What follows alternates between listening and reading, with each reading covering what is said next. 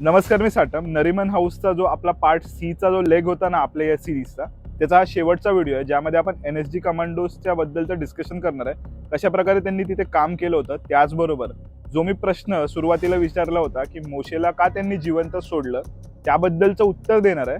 आणि एक प्रश्न तुम्हाला घालणार आहे ज्याबद्दलचं उत्तर तुमचं तुम्ही शोधायचं आहे. जर कधी परत मी ह्याच विषयावर दुसरी सीझन बनवला ना किंवा दुसरी सिरीज बनवली ना, तर त्यामध्ये त्याचं उत्तर नक्कीच देईन. दुसरी सीझन किंवा दुसरा सिरीज येईलच, पण आता तरी मी त्याचं उत्तर देणार नाही. बघा, 28 नोव्हेंबर 2008 रोजी ठीक सकाळी 7:30 वाजता कमांडोजना हेली ड्रॉप केलं गेलं नरिमन हाऊसवर. त्याबद्दलचा किस्सा मी आधीच व्हिडिओमध्ये शेअर केलेला आहे. आधीचे व्हिडिओज पाहिला नसाल तर कृपया करून ते सुद्धा पहा. खूप इंटरेस्टिंग व्हिडिओज झालेले आहेत आणि रिस्पॉन्स सुद्धा खूप भन्नाट आहे. बघा, हेली ड्रॉप केल्याच्या नंतर त्यांनी एक एक मजले चेक करायला सुरुवात केली. त्यावेळेला कमांडोंच्या लक्षात आलं की 4थ्या मजल्यावर हे दहशतवादी लपलेले आहेत पोझिशन घेऊन. आणि अजून एक गोष्ट क्लिअर झाली होती की तोपर्यंत त्यांनी जे सर्व ओलीस ठेवलेले नागरिक, कोणाला त्यांनी ओलीस ठेवलं होतं तर रबाय गॅब्रिएल होल्सबर्ग, त्यांची पत्नी रिव्का होल्सबर्ग, 2 पुरुष आणि 2 स्त्रिया, असं टोटल मिळून 6 जणांना त्यांनी ओलीस ठेवलं होतं. पण जोपर्यंत NSG कमांडोजनी ऑपरेशन सुरू केलं तोपर्यंत सर्वांना त्यांनी मारून टाकलेलं होतं आणि 4थ्या मजल्यावर पोझिशन घेऊन बसले होते.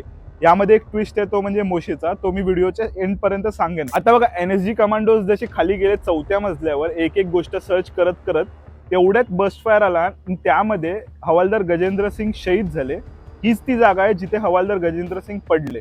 पण आता इंटरेस्टिंग गोष्ट असते ती म्हणजे एकंदरीत सर्वच फोर्सेसमध्ये, मग ते पोलीस असो, आर्मी असो किंवा कमांडोज असो, SBG असो किंवा NSG असो, प्रत्येकाचं एक असतं, आपला माणूस पडलाय तर त्याला सोडून जायचं नाही. मग तो जिवंत असो, जखमी असो किंवा मृत्यू झालेला असो, त्याची बॉडी किंवा त्याला रिकवर करायचा. त्यामुळे बऱ्यापैकी टाइम इथेच गेला होता NSGचा एकंदरीत हवालदार गजेंद्र सिंग यांची बॉडी रिकवर करण्यामध्ये. एकंदरीत NSGच्या वेगवेगळे ऑपरेशन्सच्या ज्या गोष्टी आहेत ना, ते एडिट करून पुढे जातोय. जर तुम्हाला त्याबद्दल जाणून घ्यायचं असेल ना, तर आता स्क्रीनवर जी गोष्ट दिसते ना, तो पॉडकास्ट पाहायला बिलकुल विसरू नका.